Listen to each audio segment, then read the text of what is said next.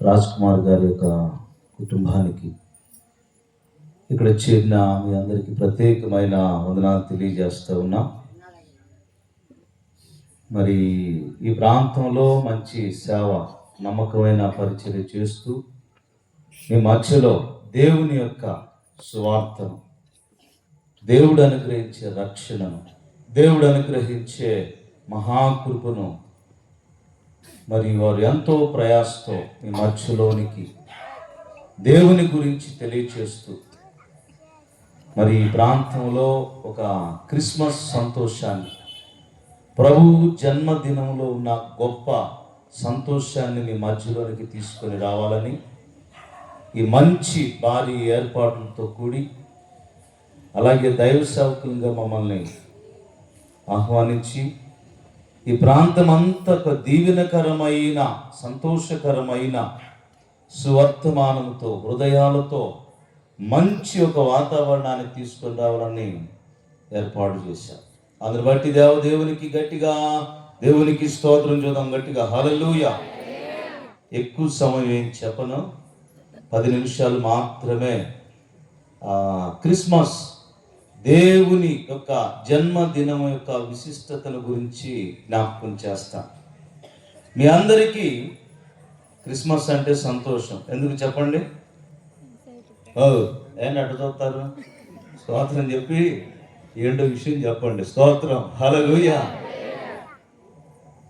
ప్రియమైన దేవుని బిడ్డలారా, ఈ క్రిస్మస్ అంటే అందరికీ సంతోషం.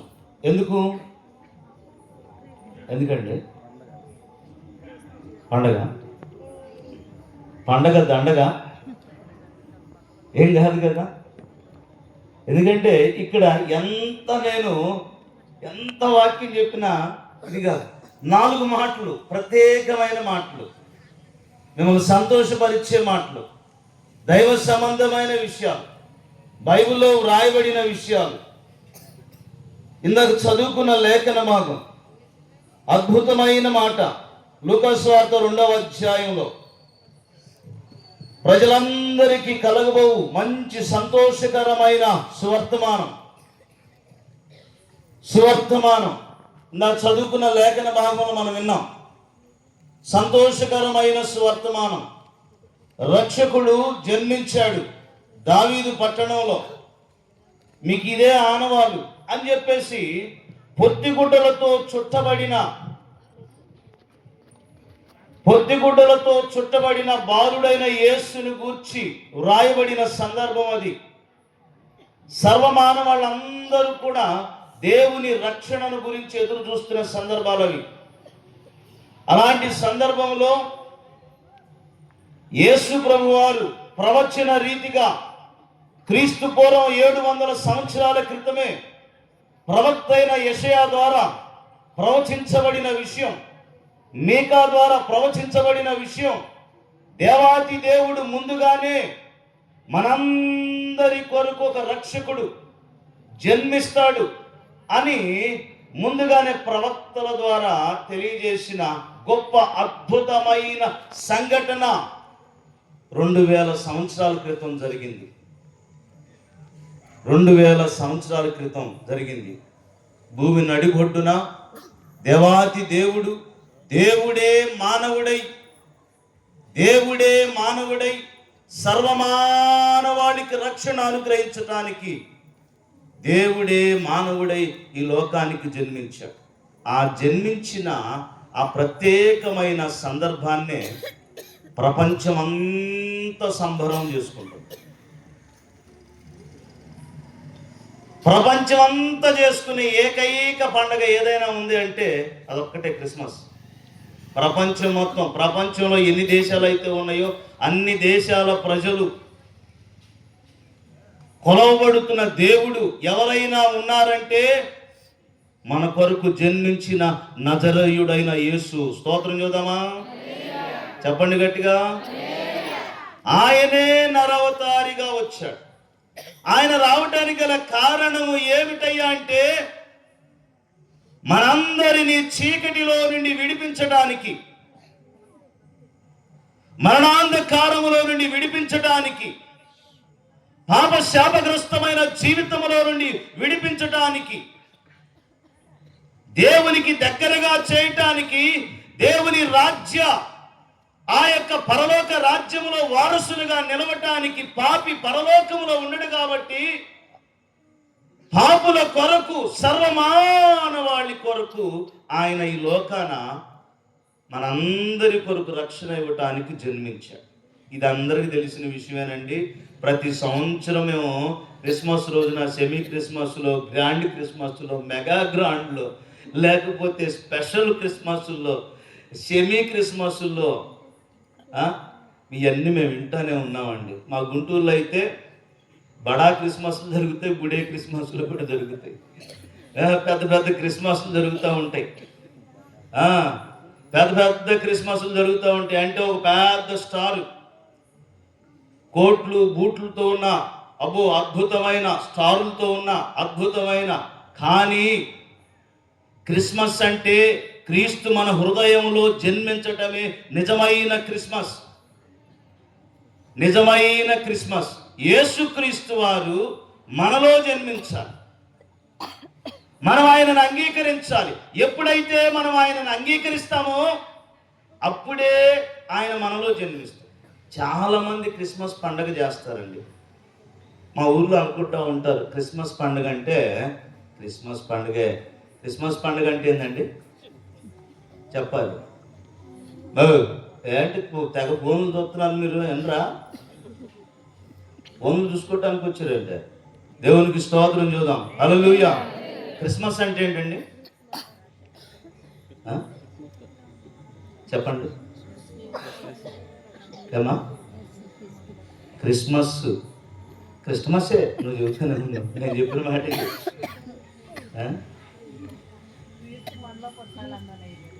క్రీస్తు మనలో పుట్టాలి, అదే క్రిస్మస్. మంచిది. క్రిస్మస్ అంటే ఇక్కడ వాళ్ళు ఎవరు చెప్పట్లేదు. క్రిస్మస్ అంటే గారెలు బూరెలు, క్రిస్మస్ అంటే బట్టలు బుట్టలు, క్రిస్మస్ అంటే అదే కదా. ఓ పాట రాశా, పండగ పండగ పండగ ఏసే లేకుంటే దండగ, గారెలు బూరెలు కాదు పండుగ, బట్టలు బుట్టలు కాదు పండగ. బట్టలు అంటే ఇవి, బుట్టలు అంటే ఇవి, బొట్లు ఈ చెవులకు పెట్టుకుని, బట్టలు అంటే గారెలు బూరెలు, అరిసెలు, పలావులు, చికెన్లు. ఇంక యేసు క్రిస్మస్ అంటే క్రీస్తు మిస్ అయిపోతున్నాడు. నిజమైన క్రిస్మస్ యేసు ప్రభు వారంటే మీ అందరికీ తెలుసు. ఎన్నో పండుగలు పెద్దవాళ్ళు ఇక్కడ చూశారు. ఆయన జన్మదినాల గురించి సెలబ్రేట్ చేసుకున్నారు.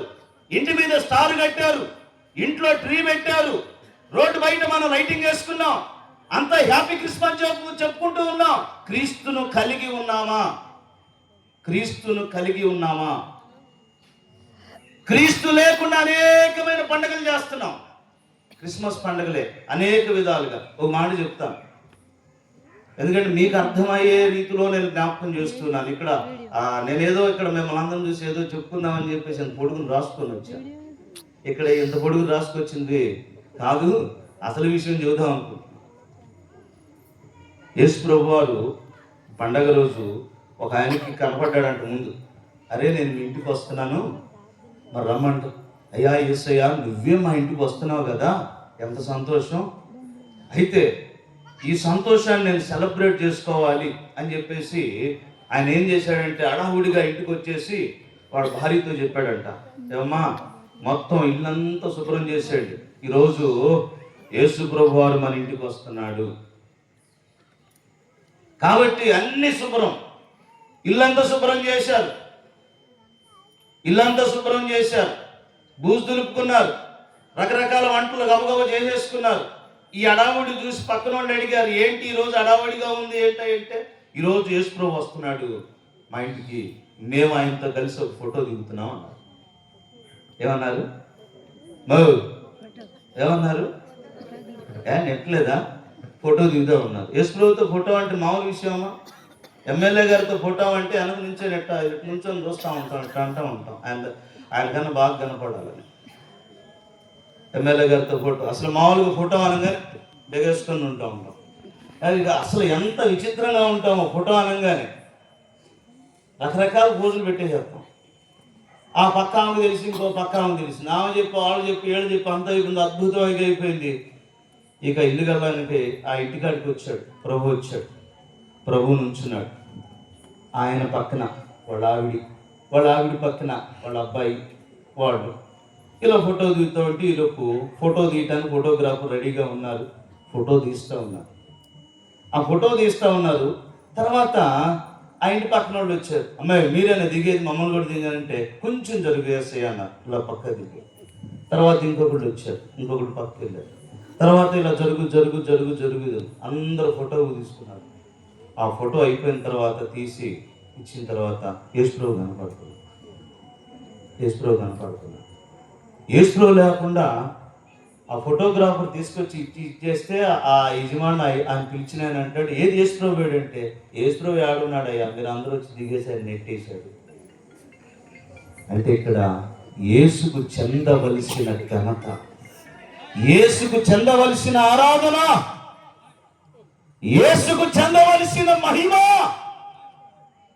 ఆ మహిమను విడిచి ఆ మహిమను నెట్టివేసి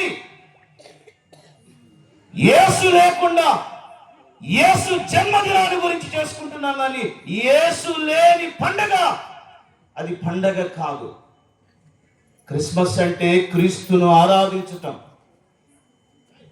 మన శాపగ్రస్తమైన జీవితం, పాప జీవితం, నెట్టివేయబడిన జీవితం, పరలోకానికి వెళ్ళలేని పరిస్థితులు, వీళ్ళందరి కోసం దేవుడే మానవుడై తగ్గించుకున్నవాడై రిక్తునిగా చేసుకొని మన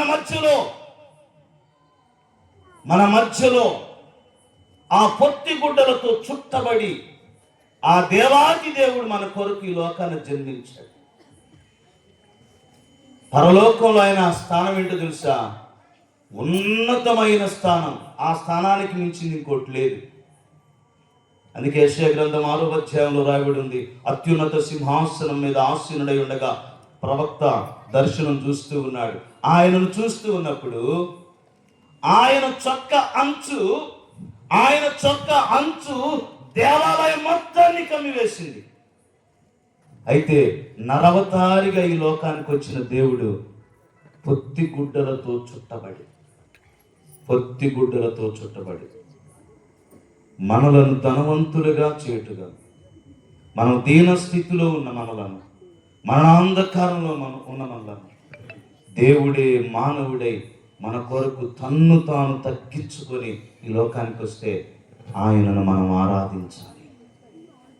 జ్ఞానులు ఏం చేశారండి? ఆయన ఆరాధించడానికి వెంటనే జ్ఞానులు దరిదాపు 2 సంవత్సరాల పైబడి కాలం నడుచుకుంటూ ప్రయాణం చేసుకుంటా ఎన్నో అవంతరాలు ఎదుర్కొని బాలుడైన యేసును దర్శించారు. ఆ యొక్క గొల్ల కాపర్లు ఏం చేశారో తెలుసా? వెంటనే గొర్రెలను విడిచి, వారి పొలములో ఉన్న వాటిని విడిచి యేసు ప్రభువుని ఆరాధించడానికి, ఆయనను పూజించడానికి వారు విడిచి వచ్చారు. ఈనాడు పండుగ అంటే పాస్టర్ గారు పాటలు పాడి వాక్యం చెప్పి అమ్మా రెండమ్మా అని పిలిచి అప్పుడు దాకా ఏమి లేక ఇంకా తేరలేదండి. ఒకసారి అంట ఒక మాట చెప్పి ముగించేస్తాను. ఒక మాట ఒకసారి అంట పాస్టర్ గారు కోటానికి అందరు రెండమ్మా అని పిలిచాడు. అందరూ గబగబా పాటలు అయిపోయినాయి. కొంతమంది వచ్చారు. తర్వాత ఆరాధన మొదలుపెట్టింది, కొంతమంది వచ్చారు. ఇక వాక్యం మొదలుపెట్టే సమయానికి ఒక ఆడ ఉడిగా గబగబ స్నానం చేసేసి, తల స్నానం చేసి గబగబ వచ్చి కూర్చొని ఏం చేస్తుందంటే, ఇక పాస్టర్ గారు వాక్యం చెబుతుంటే చిన్నగా నిద్రలో కులికేసిందంట. ఏమేసిందండి? చిన్న కులుకులో కాస్త ఒక కలగందంట. ఏం కలగంది? ఆమె కలగంటా ఉందంట. కలగంటా ఉంటే ఇంటికి తలుపు వేసానా లేదా, ఒక కుక్క వచ్చిందంట చిన్నగా, అటు నెట్టిందంటే లోనికి వెళ్ళింది. అక్కడ ఆ రోజు ప్రత్యేకమైన రోజు. ఆ చికెను, ఆ కర్రీ, ఆ డేష్ అని ఆ మూత మీద ఉన్నదాన్ని అటు తీసిందంట. కాదు అలా తీసి వాసన చూసి చక్కగా తింటా ఉంటే ఈమెకి ఎక్కడ లేని కోపం వచ్చేసింది. ఆ కూర్చోడానికి లేచి ఒక ఛాయ్ అని ఎదురుగా పెట్టాము. ఒక్కటే ఒక తొందంతా ఉంది. ఏం జరిగిందో తెలియక ఎదురు కూర్చున్నామకి తెలియక ఆమెలేసి నన్ను గుళ్ళోకి వచ్చిన తర్వాత ఎప్పటి నుంచో కొట్టాలని చూస్తున్నామని చెప్పేసి గుళ్ళో జుట్టు కొట్టుకున్నాడు. ఇద్దరు కొట్టుకుంటాను. పాస్టర్ గారికి అర్థం కాలేదు. కొట్టుకొని ఆయాస పడితే ఇది నన్ను కొడితే కాలుతో కొడుతుంది. ఏమో ఆ నిద్ర మత్తులోనే ఉంది. కొడుతుంది ఛాయ్ అని కొడుతుంది. తర్వాత అయిపోయిన తర్వాత లేపి ఆమె నిద్రపోయేదాన్ని ఏంటంటే, అయ్యా మా ఇంట్లో కూర అంతా తినేసింది కుక్క నన్నుందే ఊరుకొని అంటుంది. నన్ను కుక్క అంటావే అని చెప్పేసి బయటికి రాని సంగతి చూస్తాను. చాలా మంది కూడా ప్రార్థనకి హడావుడి భక్తి, మనం ఎవరికో కనిపించాలని ఎన్నో విధాలుగా కనపడుతూ ఉంటాం. అయితే ఇక్కడ మీకు జ్ఞాపకం చేస్తున్న మాట, ఇందాక చదువు ఎవరు అమ్మాయి రూపా అనుకుంటా చదివింది. ఆయనకి ఇష్టమైన మనుషులకు భూమి మీద సమాధానం. ఎలా ఉండాలంటే దేవునికి ఆయనకి ఇష్టమైన రీతి, మనకి ఇష్టమైన రీతిగా ఉంటే ఆయన ఒప్పుకుంటాడా? ఆయనకి ఇష్టమైన రీతిగా ఉండాలి. వారికే సమాధానం, వారికే సంతోషం. ఆయనకి ఇష్టమైన రీతిగా. విశ్వాసం లేకుండా ఆయనకి ఇష్టమై ఉండుట అసాధ్యం. విశ్వాసంతో ప్రభు ఉన్నాడు, నా కొరకు ఈ లోకాన్ని జన్మించాడు. ఆయన జన్మదినాన్ని జ్ఞాపకం చేసుకుంటూ ఆయన నా కొరకు ఈ లోకంలో జన్మించాడు. నా కొరకే, నా పాపముల కొరకే, నా దోషముల కొరకే తీసివేయటానికి ఆయన దేవాతి దేవుడే మరియ గర్భమున జన్మించాడు. అలాంటి దేవుణ్ణి నేనేం చేయాలి? ఆరాధించాలి, ఆయనను పూజించాలి, ఆయనను సేవించాలి.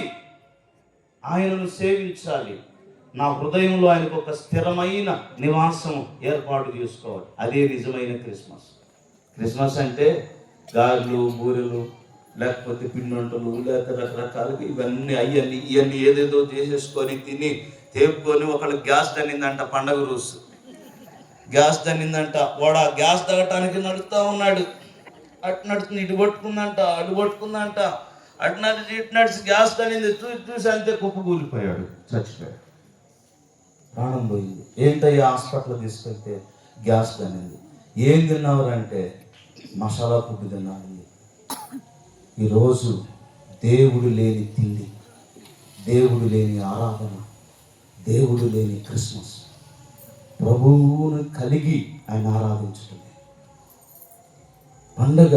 కొత్త బట్టలు వేసుకోవచ్చు, కానీ నీ జీవితంలో ప్రతిదినం కూడా నూతనపరచబడిన అనుభవం. నూతన వస్త్రం కాదు, నూతనపరచబడిన అనుభవం.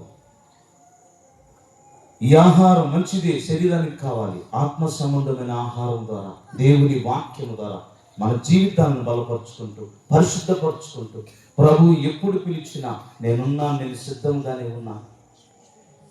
అయితే ఒక్క మాట, యేసు ప్రభువాని గురించి ఇలా సంతోషముగా ఎంతగానో మనం ఇదవుతా ఉన్నాం, మంచిది.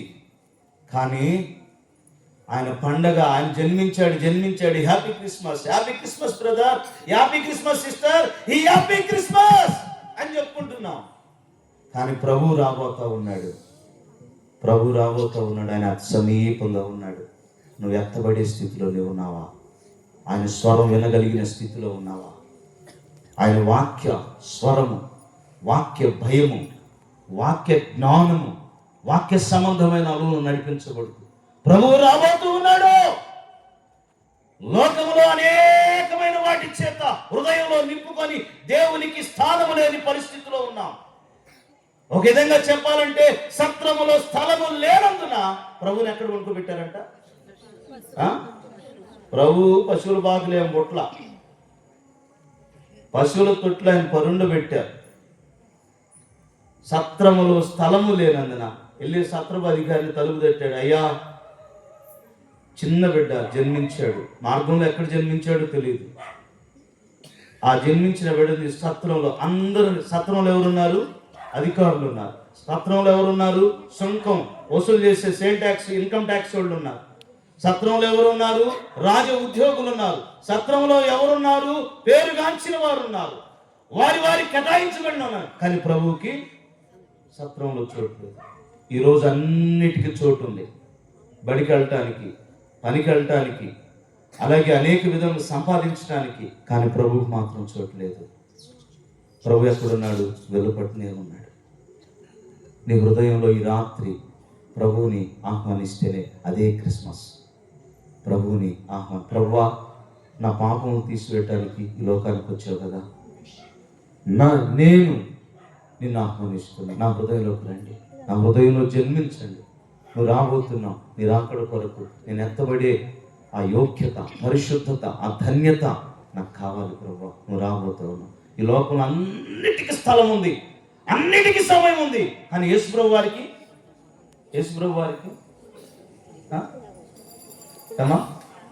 స్థలం లేదు. మన హృదయంలో చోటు ఉందా? నీ హృదయంలో చోటు ఉందా? నేను రిఫరెన్స్ అందిస్తే సమయం ఎక్కువైతే అని చెప్పేసి నేనేమి చెప్పలేదు. సత్రంలో చోటు లేదు. మన హృదయంలో చోటు ఉందా? నీ హృదయంలో చోటు ఉందా? నీ హృదయంలో ఎప్పుడైతే ప్రభువుకు స్థానం ఇస్తావో, ప్రభువుని అంగీకరిస్తావో, ఒకవేళ ఈ రాత్రి ప్రభు పిలిస్తే మనకు తెలియదు. మన ఒక పాస్టర్ గారు మా దగ్గరకు వచ్చారు. ఆ రాత్రి వచ్చారు, ఉదయకాల సమయంలో చనిపోయాడు. ఆ రాత్రి మాకు వాక్యం చెప్పాలి. ఉదయకాల సమయంలో వాక్యం చెప్పడానికి వచ్చాడు. ప్రభు సన్నిధానంలో ఆ విశ్రాంతిలో ఉన్నాడు. కానీ ప్రభు రాబోతూ ఉన్నాడు. దేవుడు మంచి సమయం ఇచ్చాడు. ఇప్పటికైనా ప్రభువుని అంగీకరించకపోతే ఈ లోకంలో అన్నిటికీ స్థలము, సమయము అన్నిటికీ ఉంది. కానీ దేవునికి మాత్రం చోటు ఇవ్వకపోతే అది క్రిస్మస్ కాదు. నీ జీవితంలో ప్రభువు జన్మించటమే నిజమైన క్రిస్మస్. కాబట్టి ప్రభువుకు చోటిచ్చి ఆయనకి ఇష్టమైన బిడ్డలుగా ఉంటూ ఆయన అనుగ్రహించే రక్షణ, శాశ్వతమైన జీవాన్ని పొందుకొని ముందుకెడదాం. అదే నిజమైన క్రిస్మస్. అందరికీ వందనాలు.